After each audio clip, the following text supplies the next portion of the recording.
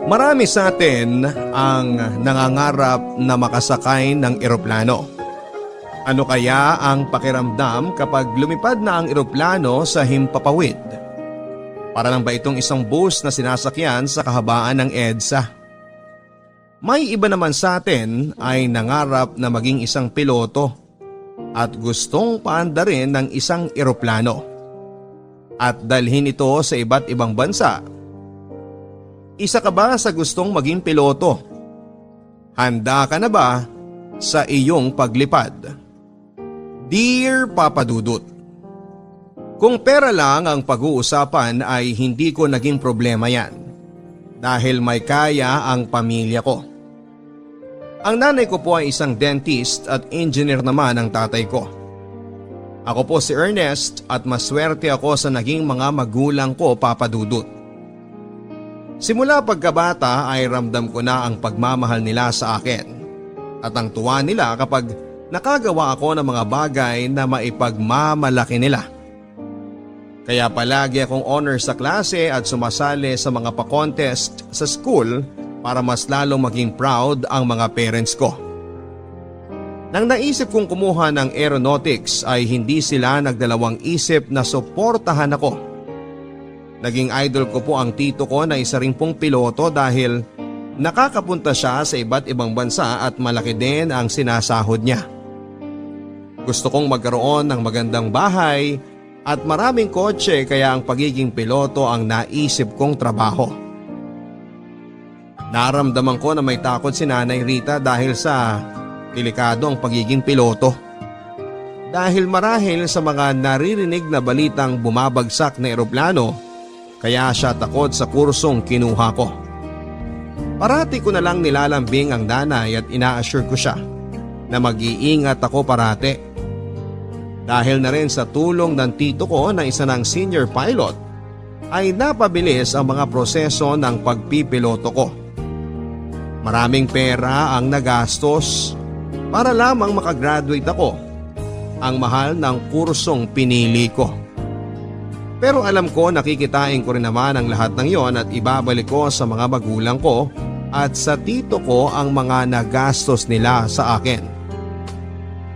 Nakita ko, Papa Dudut, na sobrang saya at proud ng parents ko nang makapagtapos ako sa aking pag-aaral. Mga ilang taon lang ay naging ganap na piloto ako sa isang commercial flight na lumilipad internationally. Nakakarating ako sa iba't ibang bansa, kumikita ng malaking pera kaya nakapagpagawa kaagad ako ng bahay at nakabili ng kotse. Kaya hindi ako nahirapan nang magdesisyon akong maghanap ng aking mapapangasawa dahil financially stable na ako. Hindi maghihirap ang magiging anak ko. Kung naging maginhawa ang buhay ko sa piling ng mga magulang ko, ay mas gusto kong ibigay ang ibang level ng kaginhawahan sa magiging anak ko. Pinakasalan ko, Papa Dudut, ang girlfriend ko na si Joanna. Noong 27 years old ako. Kababayan ko at magkakilala ang pamilya namin sa Marikina. Maganda siya at matalinong babae. Nakapagtapos siya ng kursong accountancy.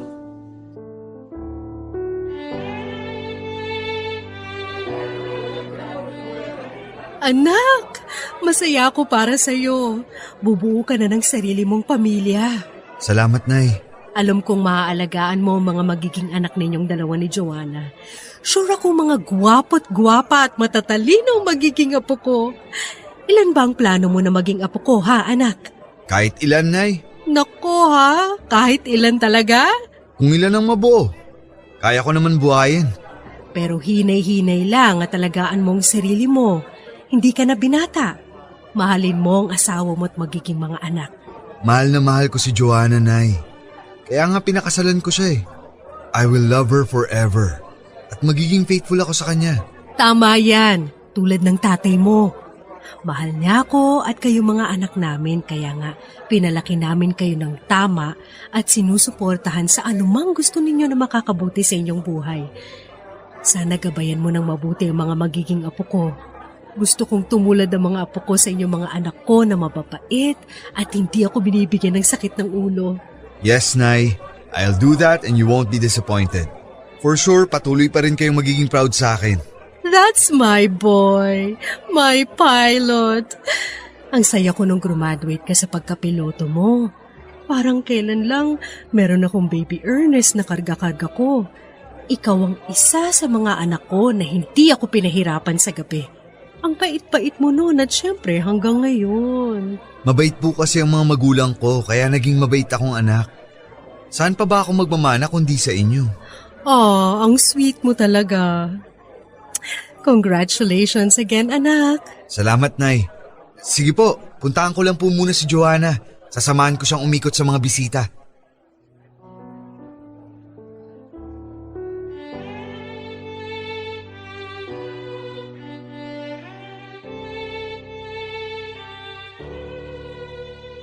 Joanna, Han, kamusta ang pagbubuntis mo sa second baby natin? Han, after ko may panganak si baby, magpa-planning na tayo ha. Ayoko muna silang sundan. Bakit naman? Gusto ko rin makapagtrabaho. Wag na. Kaya ko naman buhayin ang mga magiging anak natin. Hindi ko kayo pababayaan. Alam ko naman na kayang-kaya mo kaming buhayin. Ang sa akin lang, Han, gusto ko rin magka-career. Karir naman ang pagiging ina at asawa sa akin. Ikaw talaga. Gusto kong matupad din ang pangarap ko. Gusto kong magtrabaho sa bangko. Delikado kaya magtrabaho sa bangko. Baka may mga masasamang loob na mang-hold up sa bangkong papasukan mo. Lahat naman ng lugar at trabaho delikado kung iisipin mo. Sa bagay, tama ka naman dyan. Mas delikado pa nga yung pagpapalipad mo ng eroplano kung tutuusin eh. Ay, ito na naman po kami. Basta Han, wag mo na akong sabayan. Wag mo na rin akong kontrahin. Kapakanan mo lang ang iniisip ko. Kapakanan yun ng mga anak ko. Gusto kong lumaki ang mga anak natin na nasusubaybayan mo. Ako na maghahanap ng pera. Kinakaya ko naman kahit malayo ako sa inyo. Kaya kong buhayin kahit 1 dosena pa ang magiging anak natin. Ganyan ako ka-inspired, Han. Hindi pala biro yung sinasabi mo no na 1 dosena ang gusto mo maging anak natin? Oo, hindi biro yun. Makaka 1 dosena talaga ako sa'yo kung makakalusot. Naku, ginawa mo naman akong baboy. Parang hindi ko naman kaya yung gusto mong mangyari. Isa pa, madali ako malulosyang yan. Alam kong maaalagaan mo ang sarili mo ng maigi. Ngayon nga, parang wala ka pang anak. Parang hindi ka nga buntis sa second baby natin eh. Tingin ko talaga forever mong mamaintain ang figure mo. Pero Ernest… Shh! Huwag na natin pagtalunan to, Han, please. Han, nandiyan ka pa ba? Sige na Ernest, nagising na si Earl. Tumawag ka na lang mamaya. Sige. I love you, Han. I love you too. Mahal ko si Joanna, Papa Dudut. At ayokong magtrabaho pa siya dahil kaya ko naman silang buhayin ng mga anak ko. Mas mabuti na rin na nasa bahay lang ang asawa ko para mas masabaybayan niya ang mga anak namin. Naalala ko kasi noong mga bata pa lamang kami na masyadong busy ang mama ko sa trabaho kaya para sa akin ay mas magandang nasa bahay lang si Joanna. Mas masusubaybayan niya ang paglaki ng mga anak namin habang ako ay nagtatrabaho at malayo sa kanila. Umabot sa 5 ang anak namin. Hindi naman kami nahihirapan financially dahil nga sapat naman ang kinikita ko sa pagiging piloto. Pero sa tuwing umuuwi ako ay isang malaking diskusyon ang kagustuhan ng asawa ko na makapagtrabaho at huwag munang magbuntis. Para sa akin naman ay mas masaya ang bahay nang may maraming bata. Hindi naman ako nagkulang sa pagiging ama sa kanila. Kapag birthdays at may mahalagang okasyon, ay sinisigurado ko talagang present ako sa tabi nila. Parang Doremi ang mga anak namin, Papa Dudut. Halos hindi nabakante ang tiyan ng asawa ko. Kapag nakikita kami ng mga kaibigan ko ay sinasabihan nila ako ng ibang klase raw ako. Ang sipag ko raw gumawa ng baby. Ang sabi ko naman sa kanila na kapag kaya mong bumuhay ng 1 dosenang anak, eh di gumawa ka ng 1 dosenang anak. At para sa akin, Papa Dudut, dapat ay siguraduhin lang na mabibigyan ng sapat na edukasyon at natutugunan ng pangangailangan ng mga bata. Ito ang requirements para pwede kang magparami ng lahi. Ernest, kapag may panganak ko na tong pang-anim natin, pwede bang magpaligate na ako? Ano? Bakit mo naman gagawin yun? Tama na siguro ang 6 na anak. Ilang buwan pa lang nakakapagpahinga tong bahay bata ko meron na namang laman. Han naman, ang saya-saya kaya ng bahay natin. Kinaiinggitan nga ako ng mga kaibigan ko kasi pwede na raw tayong gumawa ng YouTube channel natin. Simulan mo na kaya mag-vlog, Han. Nasasabi mo lang yan kasi hindi ikaw ang nagbubuntis. Di ikaw ang mag-vlog kung gusto mo. Ang hirap, Ernest, para na ako masisiraan ng ulo. Parati na lang ako nandito sa bahay, wala na akong ginawa kundi magbuntis. Mag-family planning naman tayo. Ayaw mo naman akong painumin ng pills. Para sana kahit magpakasasa ka. Ang dami mong pinagbabawal. Han, maraming beses na natin napag-usapan to. Hindi ka magpapaligate, tapos. Hindi mo ako pinapakinggan Binibigay ko naman lahat sa inyo Magandang bahay, magandang buhay. Nabubuhay ko naman kayo ng maayos. So anong problema mo, Joanna? Ernest, hindi ako nagpakasal sa'yo para maging paanakan. May sarili din akong pangarap. Pagkatapos kong gumraduate, nagpakasal agad ako sa'yo. Hindi ko na-enjoy ang pagiging dalaga ko. Anong gusto mong mangyari? Gusto mong maging dalaga ulit? Ganun ba? Ang hirap mo namang kausap. Hindi mo ako naiintindihan Simple lang naman to. Nagtatrabaho ko para sa pamilya natin. Ako ang tatay, ikaw ang nanay. Kaya dito ka sa bahay. Masyadong makalumay ang pananaw mo. Basta, dito ka lang sa bahay. Di ikaw dito sa bahay. Palit tayo para maranasan mo ang pinagdadaanan ko araw-araw. Ako naman na magtatrabaho para hindi mo na magamit na dahilan yan. Akala mo ba madaling mag-alaga ng 5 bata? Tapos may isa pang madadagdag? 6 na bata? Anong akala mo sa akin, daycare teacher? Para naman akong preso dito. Joanna, please. Pwede ba tumigil ka na? Sa ayaw at sa gusto mo, iinom ako ng pills pagkatapos ko may panganak to. Sige, subukan mo lang. Tama na ang 6 na anak. Pagod na ako sa kakabuntis taon-taon. Pagod na ako sa buhay ko. Hindi lang naman dahil sa pera na bubuhay ang isang tao, Han. Gusto ko rin magkaroon ng fulfillment sa buhay. Sa ibang aspeto na pinapangarap ko noon. Kung ganito lang pala, mabubulok na lang ako dito sa bahay at mag-aalaga ng mga bata, bakit pa ako nag-aral at nagtapos ng college? Sana naging yaya na lang ako. Hindi kita maintindihan. Kinaiinggitan ka ng mga kaibigan mo. Ito yung klase ng buhay na gusto sana nila para sa sarili nila. Maswerte ka, Han, at naibibigay ko lahat ng mga pangangailangan nyo. At higit pa. Tapos galit na galit ka sa akin kasi gusto mo magtrabaho? Nagpapatawa ka ba? Mukha ba ako nagpapatawa? Ha? Meron bang nakakatawa sa mga sinabi ko? Hindi mo kailangan magtrabaho. Marami tayong pera. Inuulit ko. Hindi naman pera ang habol ko. Gusto ko magkaroon ng buhay. Sige. Kung hindi kita mapipigilan, di ikaw magtrabaho. Dito lang ako sa bahay. Titihaya. Ako ang mag-aalaga sa mga anak natin. Bukas mag-apply ka na ng trabaho. Ang lakas naman ng loob mong magsalita ng ganyan. Bakit gaano ka ba katagal dito sa bahay? Oo, umuwi ka pag may mga special occasion, pero hindi mo alam ang hirap na mag-alaga ng 5 bata araw-araw. Wala kang alam kasi wala ka naman dito. Kaya wag mo akong yabangan, Ernest. Provider ka lang pero hindi ka naging ama sa mga anak mo dahil hindi nila naramdaman ang presensya mo.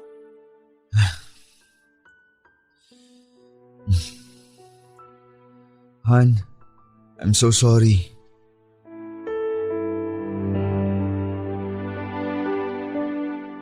Natigilan ako sa sinabi ng asawa ko sa akin, Papa Dudut. Siguro nga'y gusto niya na talaga na-explore din ang kakayahan niya dahil hindi nga niya napakinabangan ang natapos niya sa kolehiyo. Kaya pinayagan ko si Joanna na mag-family planning na kami at tama na muna ang 6 na mga anak. Ang usapan namin na kapag naging 2 years old na ang bunso namin ay pwede na siyang magtrabaho. Nakita kong masaya ang asawa ko nang makapagtrabaho siya sa isang bangko at na-embrace niya ang pagiging career woman. Hindi naman niya napapabayaan ang mga anak namin dahil meron namang kaming mga yaya na mapagkakatiwalaan na nagbabantay sa mga anak namin. At parating nakatingin din ang nanay Rita sa mga apo niya. Kaya naman naging okay ang takbo ng buhay namin, Papa Dudut. Pero nang tumagal ay ako naman ang nakaramdam na parang may dinadala akong bahagi ng aking pagkatao na may gustong puntahan at i-explore sa buhay. na hindi lang pera at mga material na bagay ang makakapawi ng uhaw na ito. May hinahanap po ako sa pagkatao ko na dati ko nang inalis sa isipan ko na bala ko nang pagtuunan ng pansin, Papa Dudut. Gusto kong limutin na yon pero parang nakakabit siya sa puso't isipan ko. At gusto kong buksan ang maliit na butas na yon upang makahinga. 6 na ang anak namin ni Joanna. Pareho kaming may trabaho, piloto ako sa isang international commercial flight at sa bangko naman nagtatrabaho si Joanna. Maayos naman ang mga anak namin at wala kaming problema. Maliban na lamang sa gumagambala sa isipan ko ng matagal ng panahon, Papa Dudut. Gusto ko ring ma-explore ang sarili ko. Nalibot ko na halos ang buong mundo. Pero hindi ko pa nalibot ang sarili ko. Hindi ko pa kilala ng husto ang sarili ko. Tulad ng isang eroplano, gusto kong sakyan ang sarili ko. Gusto kong lumipad sa kung saan niya gustong pumunta para mas lalo ko itong makilala. Noong 36 years old ako ay pumasok ako sa isang bar sa Malate, Papa Dudut. Na ako lang mag-isa. Walang nakakakilala sa akin doon. Parang isang bansa ang Malate. May sariling kultura, malayang nakakagalaw ang mga tao na para bang mabilis na mga jet plane na nagliliparan sa himpapawid. Unti-unting nakapag-adjust ang sarili ko sa paligid at sitwasyon ng gabing yon. Hanggang sa nakita ko na lamang ang sarili ko na katulad na rin nila ko. Naghahanap ng kaligayahan sa lalim ng gabi. Nakaramdam ako ng kakaiba sa aking kalamnan. Ito ay ang mundo na matagal ko nang iniiwasan. Ito ang lugar na alam kong magkakanlong sa aking pagkatao at magpapalaya sa akin sa pagkakakulong. Dito ko nahanap ang tunay na ako, Papa Dudut. Nakilala ko si Felix, isang college student sa umaga at bartender naman sa gabi. Matangkad siya, matipuno ang katawan at napakalakas ng kanyang sex appeal. Nang gabing yon ay nagkasundo kaming sumama siya sa akin sa bahay na binili ko sa bandang JP Rizal, Makati. At nangyari ang isang bagay na matagal ko nang gustong subukan. Bata pa ako, Papa Dudut, at attracted ako sa lalaki. Pero pinipigilan ko lang dahil ayokong ma-disappoint ang mga parents ko dahil parati kong naririnig sa kanila na hindi maganda ang maging isang bakla. Sinubukan kong ibaon yon sa pinakamalalim na parte ng aking pagkatao. Hindi ko pa naman maituturing ang sarili ko na bakla dahil wala naman akong mga senyales ng pagiging bakla mula nang subukan kong talikuran ang bahaging ito ng aking pagkatao. Hilig ko lang ang tumingin sa mga lalaki pero hindi ko naman binibigyan yon ng kakaibang ibig sabihin. Akala ko ay normal lang yon na guy crush, Papa Dudut. All this time ay mali pala ako.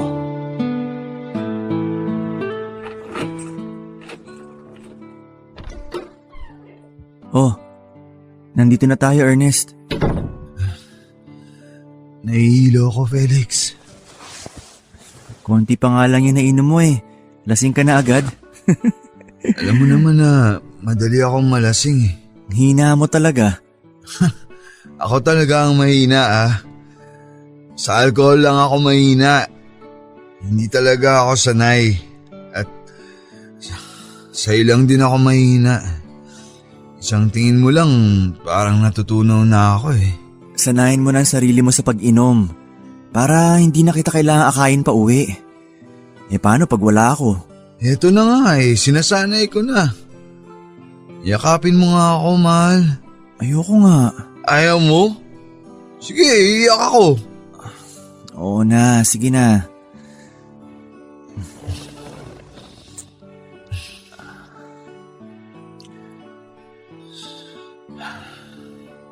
Huwag ka na kayang magtrabaho.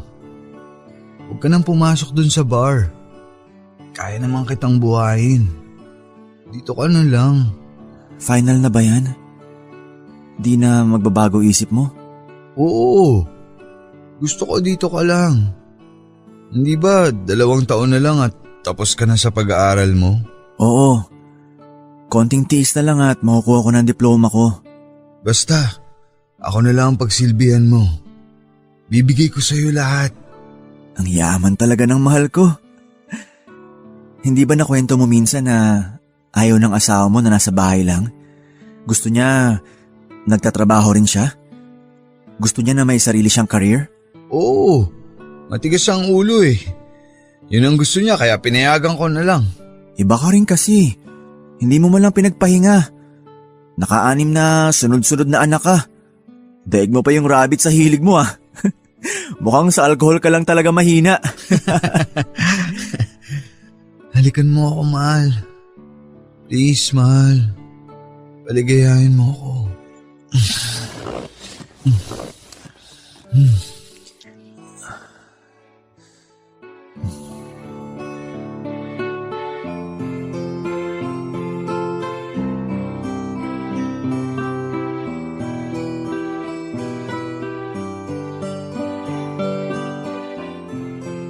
Mahal, salamat sa pagpayag mo sa offer ko. Salamat din sa lahat, mahal. Ang ganda kasi ng offer mo. Ang hirap palampasin. Sige, mag-aaral na lang ako. Basta ipangako mo sa akin na ikaw sasagot sa lahat ng kakailanganin ko. At dito na ako titira.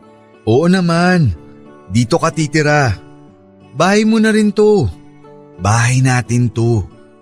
At dapat naman talaga na ako ang gagastos para sa'yo. Mahal ko tong baby ko eh. Basta ako lang ha. Huwag kang titikim ng iba. Bakit naman ako titikim ng iba? Malay natin. Ikaw talaga, mahal. Faithful ako sa'yo. Walang iba. Ikaw lang. Salamat. Balik ako dito sa weekend. Uwi lang ako sa family ko. Sige. Mag-iwan ako ng pera. Nga pala, mahal. Hilingin ko sa'yo na wala muna sanang makakaalam ng tungkol sa ating dalawa. Oo naman, mahal. Lalong-lalo na ang misis ko. Hindi niya dapat malaman to. Don't get me wrong pero mahal ko ang family ko. Hindi ko alam kung anong mangyayari sa akin kapag malaman nila ang ginagawa ko at kung ano ang totoo kong pagkatao. Wala talagang idea ang misis mo tungkol sa pagiging bakla mo? Wala. Pero yung mga magulang mo, kapatid mo? Wala rin. Wala silang alam lahat. Wow. Pwede pala yun, no? Hindi ka rin halatang bakla. Wala talagang kabakas-bakas. Ang gwapo mo nga eh, oh. Kagalang-galang kang tingnan. Mukha ka talagang matikas. Halatang kaya mong maka-6 na anak. Compliment ba yan o inaasar mo na ako? Pero thank you, mahal. Dahil pinaramdam mo sa akin na pwede kong gawin ang bagay na hindi ko kayang gawin noon. Takot lang siguro akong mahusgahan ng mga tao. Ng lipunan. Oh, huwag ka na malungkot. Isang mainit na halik lang yan. Halika dito.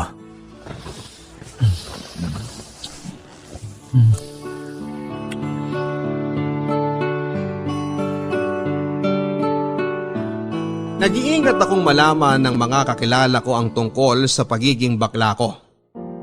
Tinago ko ang lahat ng ito sa mga magulang ko, sa mga kapatid ko at lalong-lalo na sa aking asawa at mga anak.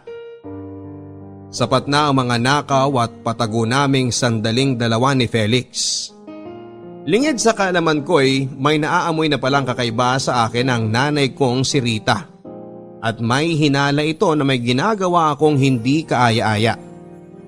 Hanggang sa isang araw ay pumunta siya sa bahay ko sa Makati kung saan ay pinapatuloy ko si Felix. Mabuti na lang at hindi nagpang-abot sina Felix at Nanay Rita. Pero marami siyang tanong kung bakit parang may ibang nakatira sa bahay.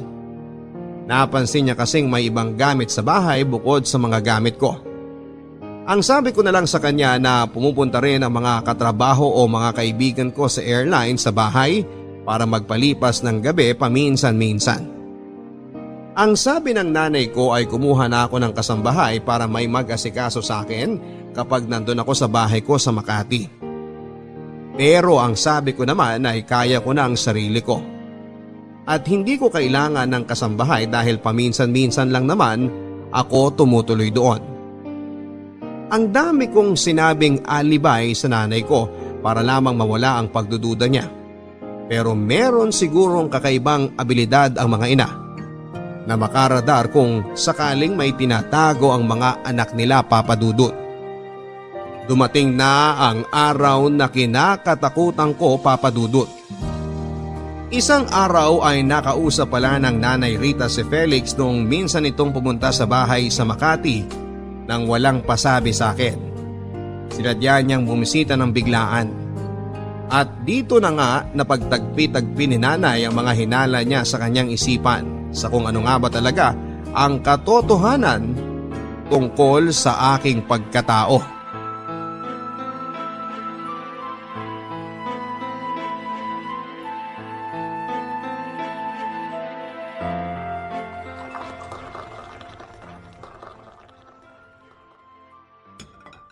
Kaano-ano mo yung Felix na yon?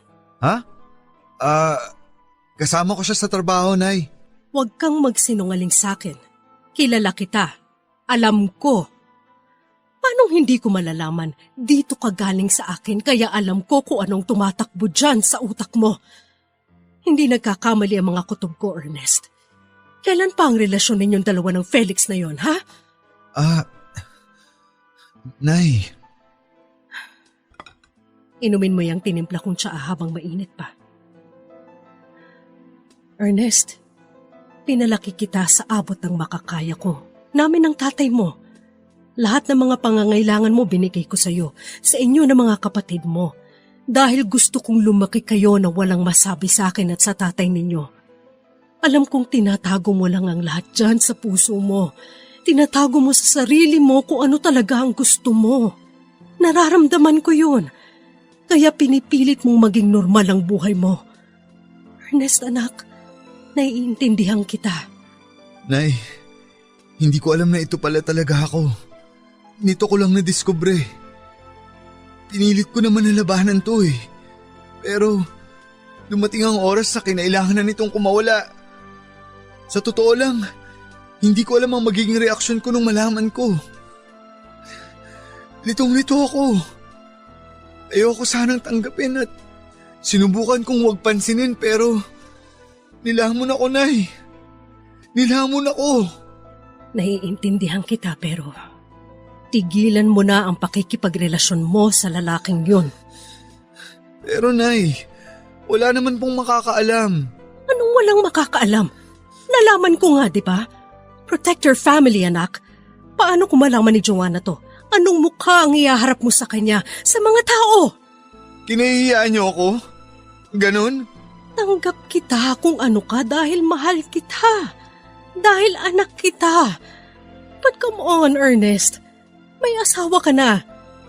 Tapos gusto mong ipaalam sa mga tao na bakla ka? Ganon ba, anak? Don't be a disappointment to us, anak, please. Kung gusto mo ng lalaki, wag dito sa Pilipinas. Wag ka dito magkalat. And also, always protect yourself. Naku anak, please tell me na you practice safe sex.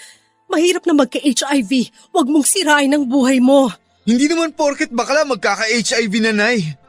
Huwag kayong mag-alala. Safe naman po kami lagi ni Felix. Nay, si Felix ang nagpalabas ng totoong ako. Siya lang ang lalaki sa buhay ko. Mahal ko siya, Nay. Kumising ka nga. Tignan mo ang sarili mo sa salamin. Lalaking lalaki ka tapos mahal mo yung lalaking yun? O sige, sabihin na natin na mahal mo na nga. Wala na tayong magagawa, nandito na tayo eh. Ang tanong, mahal ka ba niya? Ano? Sagutin mo ako. Oo, naniniwala akong mahal niya ako. Tumigil ka, Ernest. Hindi ka mahal ng lalaking yon. Pera. Pera mo lang ang mahal niya. Hindi ikaw. Hindi totoo yan, Nay. Anong hindi totoo? Sabihin mo sa akin, hindi mo ba siya binibigyan ng pera? Kung hindi mo siya binibigyan at nakikipagrelasyon pa rin siya sa'yo, ayun, baka nga mahal ka niya. Pero kung binibigyan mo siya ng pera na para kang sugar daddy o sugar mommy o whatever, hindi pagmamahal yun. Yan ang tingin ng lipunan eh. Para sabihin ko sa inyo, hindi yan ang nangyayari sa amin ni Felix. Nagmamahalan kami. Huwag mong paabuti na mawalan ng respeto sa iyo ang mga tao sa paligid mo, Ernest. Dapat ipagpatuloy mo ang pagpigil dyan sa kabaklaan mo. 6 na ang anak ninyo ni Joanna. Anong gusto mo? Malaman ng mga anak mo na bakla ang tatay nila? Ganun ba? Ang hirap, Nay. Hindi ganun kadali ang gusto niyong mangyari. Alam ko, pero kailangan mong isakripisyo yan kung ano man ang nararamdaman mo. Hindi lang ang sarili mo ngayon ang dapat mong alalahanin. Kailangan mong tignan at isaalang-alang ang pamilya mo. Kami, dahil mahal ka namin. Nag-aalala kami sa iyo. Ayaw namin na mapasama ka. Nay.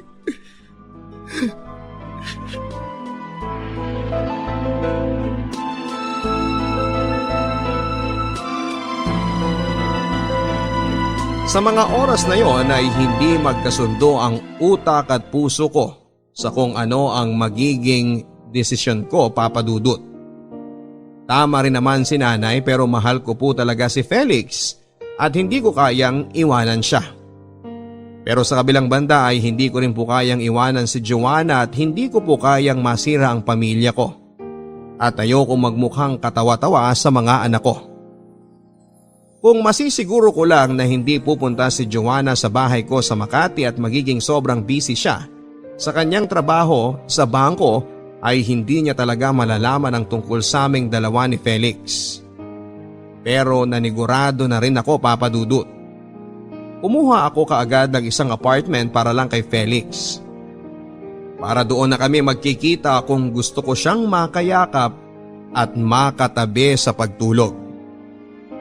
Hindi ko kayang isipin na sa isang iglap ay sasambulat ang lahat ng tungkol sa tinatago kong kabaklaan. Hindi ko kayang mawala si Joanna at mga anak namin.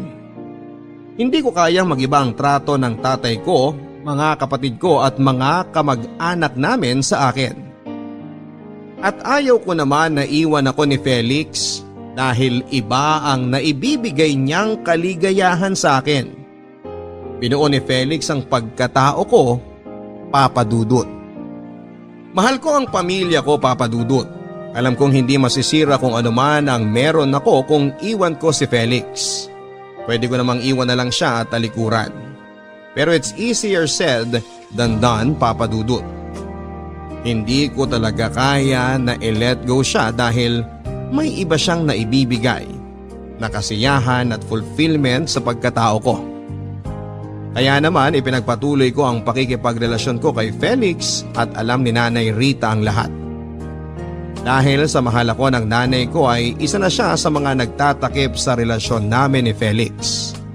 Dahil ayaw niyang masira ang pagkatao ko at kung ano ang naabot ko sa buhay. Pinaghirapan ko ang lahat ng tinatamasa kong ito, Papa Dudut, at ayaw niyang sa isang iglap ay mawawala ang lahat na parang bula. May mga pasundot-sundot pa ring salita si Nanay Rita sa akin at maging kay Felix para tumigil na kami sa aming relasyon na para sa kanya ay isang kahibangan. Ang sabi ko naman ay hindi bali ng nahihibang basta makapiling ko lang si Felix. Iba talaga ang naging tama sa akin ni Felix, Papa Dudut. Nakapagtapos na ng college si Felix at gusto na niyang magtrabaho ng naaayon sa kanyang kurso. Ang sabi ko naman na huwag nang magtrabaho at ako na lang ang pagtuunan niya ng kanyang panahon. Umayag naman siya. Kaya masaya ako na kapag kailangan ko ang yakap niya anytime ay nandyan lang siya para ibigay sa akin ang init ng kanyang katawan.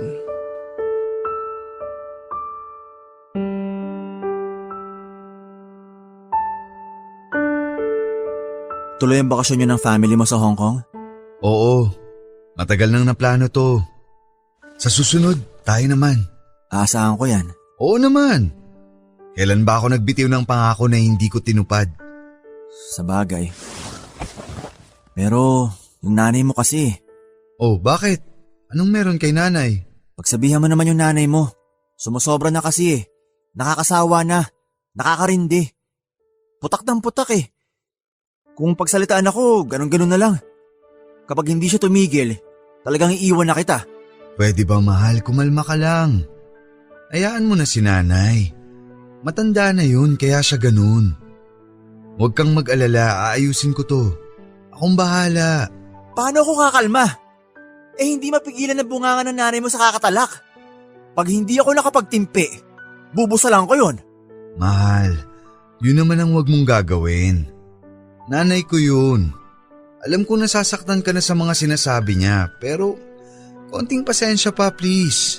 Mahal. Paano ko kakalma? Nakakairita na siya eh. Kesyo, tamad daw ako. Ayoko raw magtrabaho kaya ako nakasiksik sa'yo. Yan ang parati niyang ibinabato sa akin. Alam ko namang hindi ka tamad. Alam nating dalawa na hindi ka nakikisiksik dito, di ba? At may isa pa akong alam. Alam ko rin na mahal mo ako. Dapat lang. Ikaw naman tong may gustong hindi na ako magtrabaho ah. Sinunod lang kita. Ganyan kita kamahal, Ernest. Alam ko naman yun. Ayusin mo to ah. Binabalaan na kita.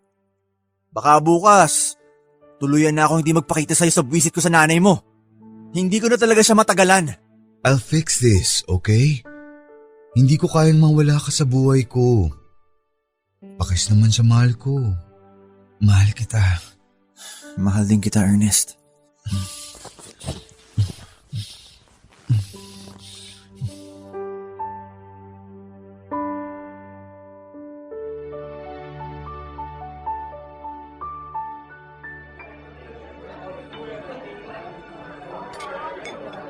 Nay, tigilan mo na si Felix. Hayaan mo na kaming dalawa. Bakit? Ano bang sabi ng lalaking yun sa'yo, ha? Nag-iingat naman kaming dalawa. Alam mo, Ernest, ikaw itong sisira sa sarili mo. Tanggap kita kung ano ka, pero Pero hindi pwedeng ganito, ganyan. Paano yung nasabing tanggap niyo ako kung ang dami niyong kondisyon? may asawa ka na. Kung siguro wala ka pang pamilya, pwede ka manlalaki ng manlalaki. Alam mo bang pinagtatakpan na kita sa asawa mo? Nagsisimula na siyang magtanong. Naghihinala na siya na baka meron kang ibang babae. Kung alam lang niya na lalaki at hindi babae, baka mabaliw ang asawa mo. Nay, huwag niyo namang gawing katatawanan to, please. Hindi madali itong pinagdaraanan ko. Nay, ayokong malaman ni Joanna ang tungkol dito. Alam mo, kung hindi mo titigilan tong relasyon mo sa Felix na yan, malalaman at malalaman talaga ng asawa mo. Darating ang panahon na hindi ko nakakayanin pang pagtakpan ka. Pagtataksil itong ginagawa mo at ang pinakamasama dito ay kinukonsinti ko ang pagtataksil mo, Ernest. Masusunog ang kaluluwa ko sa impyerno. Hindi ka ba natatakot sa pwedeng mangyari sa akin? Nay, alam ko pong nahihirapan na rin kayo na pagtakpan ako pero please lang po. Unting panahon pa. Tulungan niyo na muna ako habang nag-iisip ako ng maganda na pwede kong gawin. Lahat ng paraan ng pagtulong sa'yo ginawa ko na, Ernest. Sino bang ina ang gugustuhin ipahamak ang kanilang anak? Pero darating talaga ang panahon na liliyab itong apoy na to at masusunog ka sa ginagawa mong pagtataksil. Mali to! Kailangang itama mo to at hindi pwedeng mali ang aayos sa isang pagkakamali. Ano ka pang bata ka? Bakit mo umabot sa ganitong lahat? Pinapahirapan mo ang nanay mo. Hirap na ang kalooban ko. Sorry, nanay. Patawarin mo ako. Nagpatuloy ang paglilihim ko kay Joanna Papadudut at patuloy din ang pagtatakip sa akin ng nanay Rita ko dahil buo ang desisyon kong hindi iwan si Felix. Buo ang desisyon ko na ipagpatuloy ang relasyon naming dalawa. Na ipagpatuloy ko ang pagtataksil ko sa aking asawa at mga anak. Dumating ang araw ng paghuhukom, Papadudut. Nalaman ni Joanna ang tungkol kay Felix at nalaman niya ang pagtatakip sa akin ng nanay. Narinig pala niya ang nanay ko isang araw na kinakausap ako sa telepono at pinagsasabihan na tuluyan ng tigilan ang relasyon ko kay Felix at tigilan na ang kabaklaan ko. Kaya nalaman niyang bakla ang pinakasalan niya. Nabakla ang ama ng 6 niyang mga anak. Halos gumuho ang mundo niya nang nalaman niya ang lahat ng ito. Feeling ko talaga ng mga oras na yon ay gusto ko nang matunaw at mawala sa mundo dahil hindi ko kayang harapin ang ginawa kong gulo. Ang ginawa kong pagtataksil ay parang bulkang nag-aalboroto, pumutok at yumanig sa aming lahat. Nabalutan ng makapal na abo ang aming pagsasama. Gustong umalis ni Joanna kasama ang mga anak namin at iwanan ako. Ayokong iwan ako ni Joanna at mawala sa akin ang mga anak ko. Hindi ko kayang masira ang pamilya ko. Hindi ba pwedeng dalawa na lang ang mahalin ko? Si Joanna at si Felix. Hindi ba pwedeng magkasundo na lamang kaming 3 na magsama? Sa tingin ko naman, Papa Dudut, ay kung bubuksan lang ni Joanna ang kanyang isipan na ay posible naman na maging masaya kaming 3. Hindi nga tanggap ng lipunan ng ganong klase ng setup sa isang relasyon. Pero pwede naman kaming mag-adjust. Pero baliwala ang lahat ng mga justification ko sa kung pwede ba kaming 3. Dahil hindi kailanman mangyayari yon. Eto na ako, Papa Dudut. Haharapin ko na ang isa sa mga pinakamalaking battle ng buhay ko. Kailangan ko nang harapin ang asawa ko. Kailangan ko nang harapin si Joanna.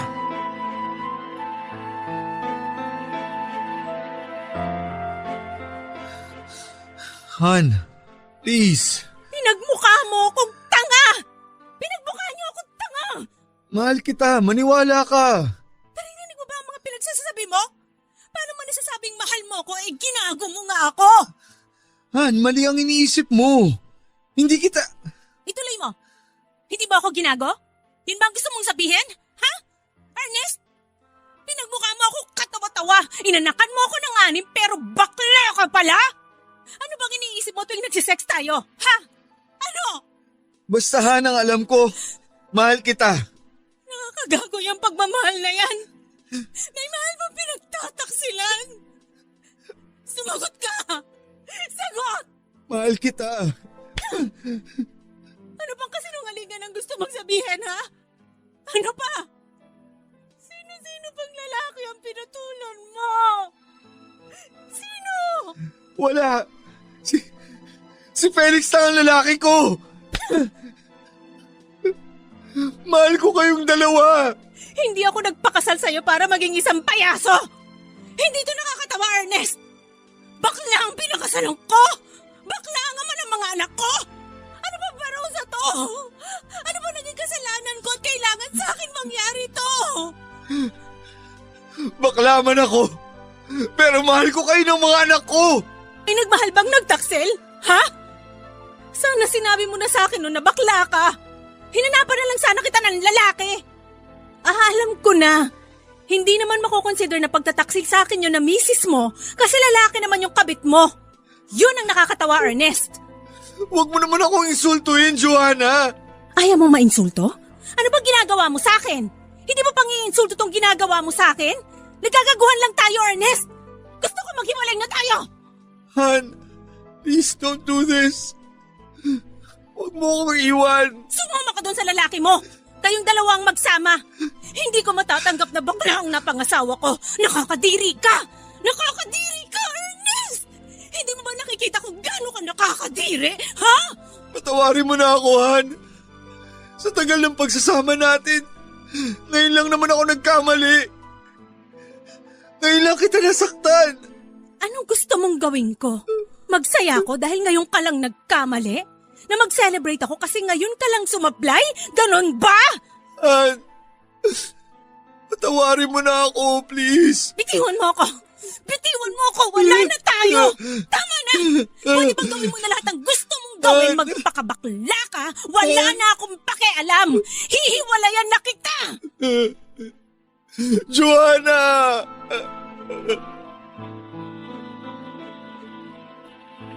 Umalis si Joanna sa bahay bit-bit ang mga anak namin, Papa Dudut. Walang ibang nakakaalam tungkol sa relasyon namin ni Felix at ang tungkol sa pagiging bakla ko kundi ako, si Felix, si Nanay Rita at si Joanna lang. Hindi rin ipinagkalat ni Joanna ang tungkol sa totoo kong pagkatao, bagay na ipinagpapasalamat ko ng lubos sa kanya. Wala siyang kahit na anong pasaring tungkol sa nangyari sa amin sa social media. Pinili niyang manahimik at itago na lamang sa sarili niya ang pinagdadaanan naming mag-asawa. Mas lalong tumaas ang respeto ko sa kanya nang dahil doon, Papa Dudut. Kahit sanay akong malayo sa kanila dahil sa pagiging piloto ko, ay kakaiba ang unang gabi na wala sa bahay ang mag-iina ko. Ang gabing iniwan ako ng babaeng pinakasalan ko. Nakakabingi ang katahimikan sa bahay ng gabing yon. Balisang balisa ako. Hindi ko alam ang uunahin kong gawin. Ang daming tumatakbo sa isipan ko at ang bigat ng puso ko. Para akong unti-unting nauupos na parang kandila, Papa Dudut. Ganito ba talaga ang pagiging bakla? Kailangan kong mamili kung itutuloy ko ang buhay kasama ni Felix o magpapatuloy sa buhay kasama ang mag-ina ko. Naguguluhan ako habang tinitingnan ko ang buong bahay, ang lugar kung saan kasama ko ang mga anak ko. Naaalala ko yung mga pagkakataon na super proud sila sa tatay nila. Dahil mabait daw ang tatay nila at sobrang responsable. Matalino raw ako at matapang dahil nakakapagpalipad ako ng eroplano. Pakaramdam ko matapos ang lahat ng nangyari, Papa Dudut, ay parang nag-crash ang eroplano ko. Ang buhay ko ang mismong eroplano na bumagsak dahil hindi ko napalipad ng tama. Kinausap ng Nanay Rita si Joanna at sinabi nitong hiniwalayan ko na si Felix at nangakong hindi na muling gagawa ng bagay na may kinalaman sa kabaklaan. Bumalik si Joanna sa akin kasama ang mga anak namin, Papa Dudut, at sobrang saya ng puso ko. Tuluyan ko bang iiwanan ang parte ng buhay ko na kasing kulay ng bahaghari? Tuluyan ko na bang kakalimutan ang mga gabing yakap-yakap ko si Felix? Ibabaong ko na ba sa limot ang lahat? Hindi na tulad ng dati ang lahat, Papa Dudut. Hindi na naibalik sa normal ang pagsasama namin ni Joanna. Nababalot na ng pagdududa ang relasyon naming dalawa. Araw-araw ay hindi nawawala ang paghihinala. Alam ko naman na matatagalan bago mawala sa sistema ni Joanna ang lahat ng mga nalaman niya. Maghihintay ako, Papa Dudut. Hihintayin ko na bumalik ang dating Joanna na kilala ko, na katuwang ko. Ang dating Joanna na mahal ako. Ang Joanna na asawa ko. Nagpapasalamat ako sa Nanay Rita ko dahil nakumbinsi niya si Joanna na makipagbalikan sa akin. Muling nabuo ang pamilya ko, Papa Dudut. Naniniwala silang dalawa na tuluyang kong maaayos ang direksyon ng buhay ko. Papa Dudut, sabihin nilang kahibangan. Sabihin na nilang napakagago kong tao. Sabihin na nila ang gusto nilang sabihin pero hindi ko talaga matiis si Felix. Kailangan ko siya sa tabi ko. Kailangan ko siyang makita, makausap at makasama. Kailangan kong maramdaman ang presensya niya. Kailangan ko ang mga yakap niya sa akin na nagpapakalma. Kailangan ko ang mga halik niya na magsasabing magiging okay din ang lahat. Kaya naman gumawa ako ng paraan para maipagpatuloy ang relasyon naming dalawa ni Felix. Nag-rent kami ng apartment sa lugar na hindi maiisip ni Joanna na pupuntahan ako. Tuwing nasa Pilipinas ako ay sinisigurado ko na mapupuntahan ko talaga si Felix. Bukod sa mga patago naming pagkikita, ay tinuloy ko rin ang sustento ko sa kanya. Sa kabila ng lahat ng pag-iingat at pagsisinungaling, ay malalaman pa rin pala ni Joanna na itinuloy ko ang namamagitan sa amin ni Felix. Talagang matindi ang pakiramdam ng asawa ko. Nagpasama pala si Joanna sa kaibigan niya sa trabaho para sundan ako at nalaman niya ang bagong apartment namin ni Felix. Ibang sasakyan ang ginamit ni Joanna kaya hindi ko napansin. Sasakyan pala ito ng katrabaho niya. Yun ang ginamit nila para sundan ako. Nagawa ni Joanna na manmanan ako sa mga kilos ko dahil nawawala na siya ng tiwala sa akin. Sobrang tindi ng galit sa akin ni Joanna. Hindi na niya napigil ang sarili niya dahil mas lalo ko raw siyang pinagmukhang tanga. Matapos daw niya akong balikan at matapos niya raw paniwalain ang sarili niya na totoong nagbago na ako ay sumigi pa rin ako sa pagtataksil sa kanya. Hindi ko na alam kung ano ang sasabihin ko sa asawa ko para mabigyan siya ng assurance na hindi na ako manlalalaki pang muli. Hindi na rin ako aasa na kakayanin pa ni Nanay Rita na kausapin si Joanna at kumbinsihin siya na huwag akong hiwalayan sa pagkakataong ito, Papa Dudut.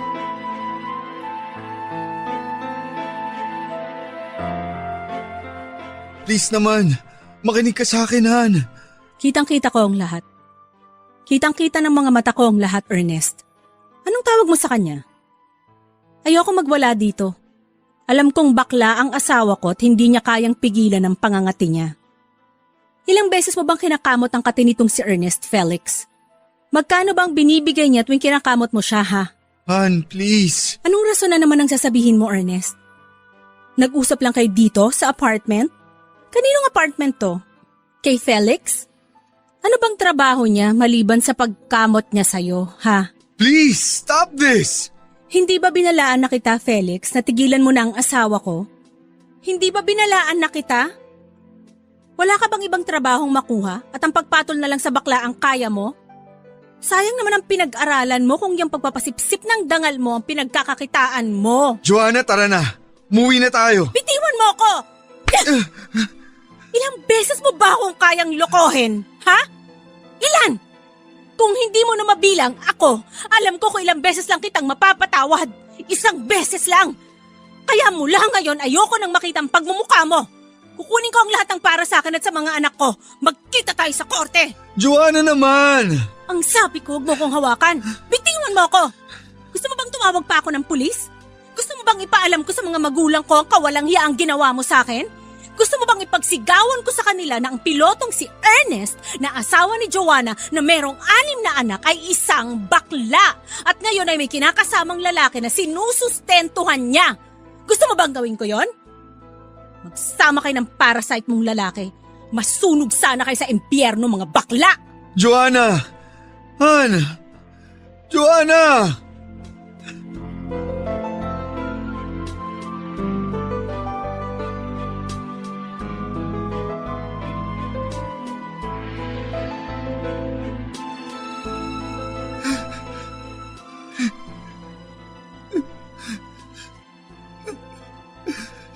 Nay!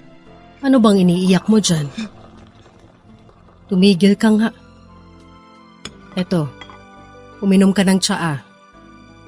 Itigil mo na yung pag-iyak mo. Kausapin mo si Joanna, Nay. Please.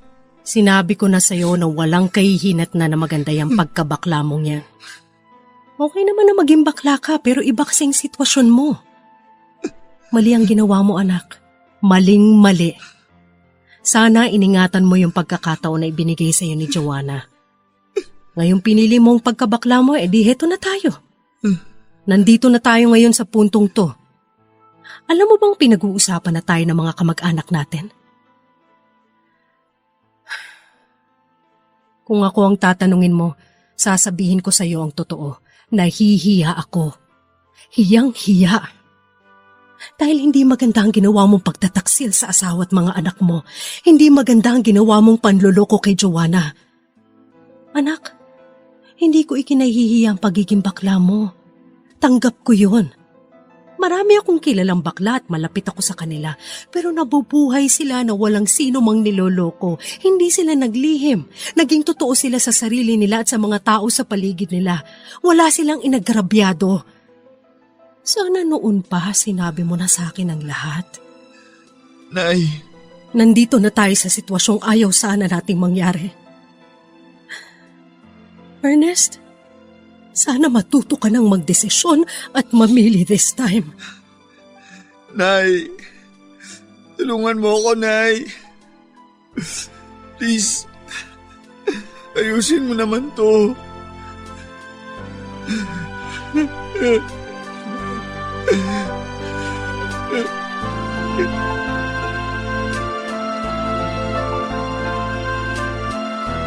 Kumalat ang balita, Papa Dudut, at parang apoy na nasusunog na lumang bahay na gawa sa kahoyon. Mabilis akong tinupok ng apoy, pinandirihan ako, ang tanga-tanga ko raw. Hinusgahan ako ng lahat ng mga taong nakapalibot sa akin. Hinusgahan ang pagiging bakla ko. Pinagtawanan ang pagiging ama ko sa 6 na anak ko. Pero bakla naman pala ako at lalaki din daw ang gusto. Wala daw sa itsura ko ang pagiging bakla. Kung ano raw ang tikas ng aking panlabas, ay siya namang lambot sa loob ko. Lambot daw na itinatago ko pa. Hindi na raw ako nahiya at bumuo pa raw ako ng malaking pamilya. Bakit daw ako naging piloto bakla naman ako? Ano ba dapat ang bakla? Napaka-backward ng thinking ng mga tao sa isang bakla, sa isang pag-ibig. Hindi ko inisip ang kung ano ang sasabihin nila sa akin. Ang gusto ko lang naman ay matanggap ako ng pamilya ko. Mas importante ang pagtanggap at pagmamahal ng pamilya ko kesa sa iisipin at sasabihin ng iba. Dahil sobrang sakit dito sa puso ko, Papa Dudut, maging ang panganay ko ay ayaw na akong kilalanin bilang ama. Ang sakit dahil pati ang mga anak ko ay hinusgahan na ang pagkatao ko. Hindi ko ginajustify, Papa Dudut, maaring mali sa paningin ng marami, pero nagmahal lang naman ako. Sa kabila ng lahat ng yon ay hindi ko naman pinabayaan ang pamilya ko. Lahat ng pangangailangan nila ay ibinibigay ko. Siniguro kong maayos ang paglaki ng mga anak ko. Sinikap kong maibigay sa kanila ang best education na posible nilang makuha. Tuloy ang pagsasama namin ni Felix at pinayagan ko na rin siyang magtrabaho si Felix para raw hindi magmukhang ako lang ang gumagastos at hinuhut-hutan niya ako, Papa Dudut. Maswerte siyang nakapasok sa isang kilalang kumpanya sa Pasig. Rank and file pa lamang siya. Pero kung magsisipag siya ay walang duda na mabilis siyang mapopromote. Marunong naman si Felix dahil ayaw na talagang makipagbalikan sa akin ni Joanna ay si Felix na ang itinuring kong katuwang. Nakisuyo na lamang ako kay Nanay Rita na ibigay sa mga anak ko ang nararapat na suporta, sustento dahil wala silang kasalanan sa lahat ng ito. Sinubukan ko ring paabutan kay Nanay si Joanna pero hindi naman ito tinatanggap. Nagdaan ng ilang taon at nag-iba na si Felix, Papa Dudut. Parati siyang busy sa kanyang trabaho at parang wala na siyang oras para sa akin. Gusto ko sana na kapag nandito ako sa Pilipinas ay ibubuhos niya sa akin ang oras niya. Papapakin niya ako ng mga halik at bubusugin ng mga yakap niya. Madalas niyang dahilan sa akin na kailangan daw niya na mag-overtime dahil sa lagi siyang maraming kailangang tapusin sa trabaho. Kailangan niya raw na maging productive sa trabaho kung gusto niyang ma-promote sa kumpanya. Pero nagdududa ako, Papa Dudut. Naramdaman kong may iba na siya. Sa pagdududa ko ay nauwi ako sa paghingi ng tulong sa isang kaibigan. Bakla rin siya at naiintindihan niya ang pinagdadaanan ko. Nauwi kami sa isang solusyon sa problema ko, ang matyagan si Felix.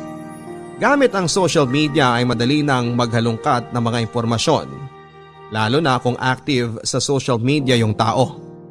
Eksakto naman na ma-post ng kung ano-ano si Felix. Sa makatuwid ay naging stalker ang kaibigan ko, Papa Dudut, at sobrang sakit sa akin nang mapagdikit-dikit na niyang lahat ng mga nakuha niyang impormasyon. Nadurog ako nang malaman ko ang tinatago sa akin ni Felix.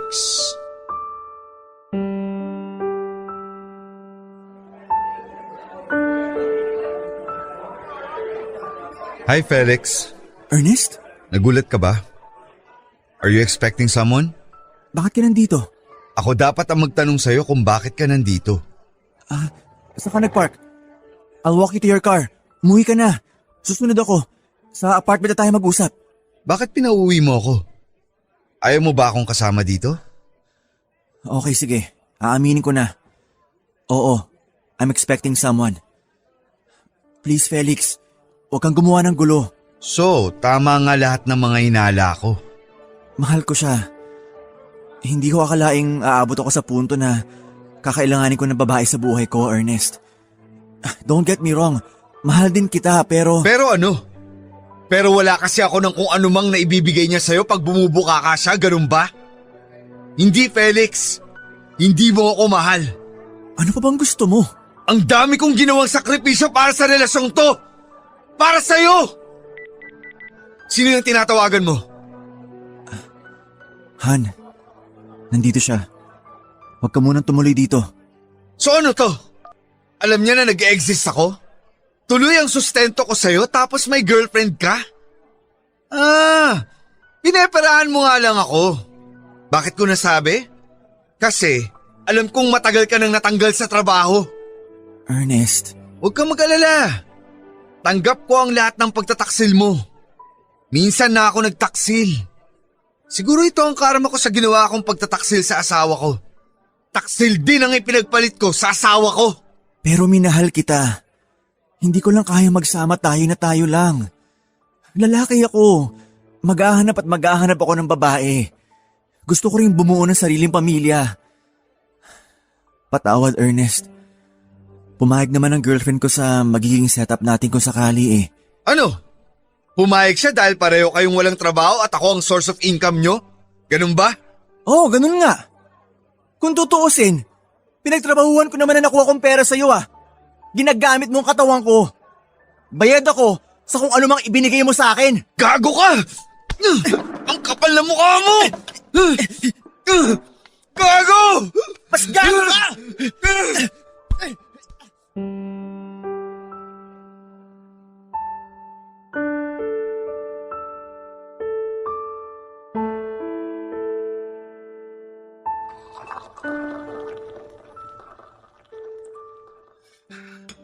Magtsaka, anak.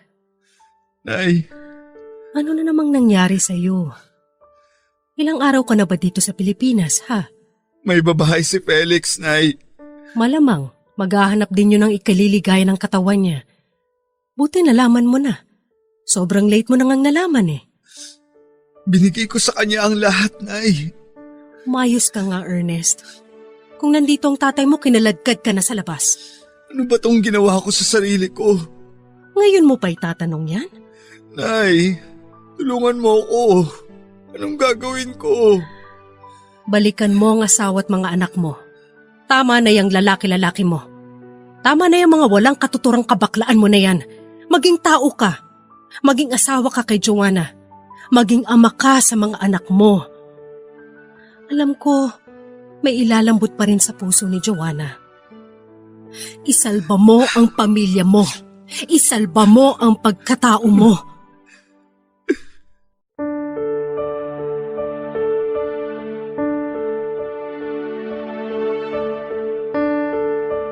Hindi na ako masaya sa buhay ko, Papa Dudut, dahil hindi naman ako makalapit sa pamilya ko, lalong-lalo na sa tatay ko.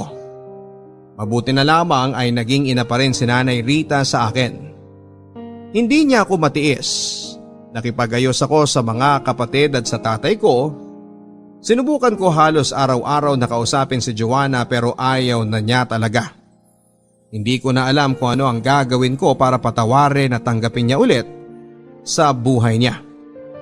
Gusto ko pa rin sanang gampanan ang pagiging asawa ko sa kanya at tatay sa aming 6 na mga anak. At kahit naman tinuloy ko ang relasyon namin ni Felix matapos akong iwan ni Joanna sa pangalawang pagkakataon, ay hindi naman papadudot na wala ang pagmamahal ko sa kanya. Gusto ko nang magbago talaga. Kailangan ko lang labanan ang urge na nararamdaman ko sa mga lalaki. Hindi naman masama ang pagiging bakla. Ang masama ay ang magsinungalin at lokohin ang mga taong nagmamahal sa iyo. Guilty as charged ako Papa Dudut. Tuwing umuwi ako ng Pilipinas ay tumutuloy ako sa kapatid ko sa Malabon. Hilig ng kasambahay nila ang makinig ng programa ninyo, Papa Dudut. Nakakaaliw ang mga kwento at talagang kapupulutan ng aral. Kaya naman sumulat na ako sa inyo at nagbabaka sakali na ibahagi sa ating mga tagapakinig ang kwento ng buhay ko, pag-ibig at pag-asa. Alam ko na mas marami ang mga listeners natin ang mas may mabigat na pinagdaraanan.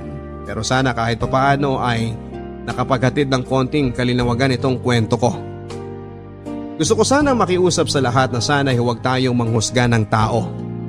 Sana ay pilitin natin o pag-aralan nating intindihin ang sitwasyon na pinagdaraanan po ng iba. Palawagin natin ang ating pananaw tungkol sa pag-ibig. Ano man ang maging kasarian. Sana ay huwag tayong maging taksil sa mga minamahal natin. Dahil dito nag-uumpisa ang ikakasira ng inyong pagmamahalan at ikakawasak ng inyong pamilya. Tulad ng nangyari sa akin. Sana nakikinig ngayon ang asawa kong si Joanna at ang mga anak namin. At sana balang araw